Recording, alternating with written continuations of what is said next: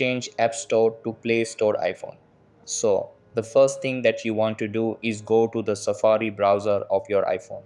After that, search for Play Store icon and download it. After that, open Shortcuts.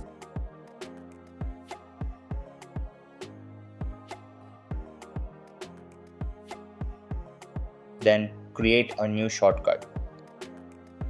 For Actions, tap Open App and choose App Store.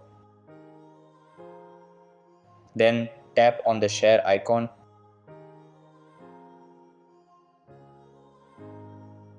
and add it to home screen. Now change the name to Play Store and choose the icon of Play Store that you have just downloaded.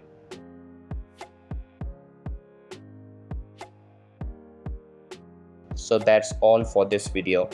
Consider subscribing if you find it helpful, and I'll catch you in the next one. Thanks.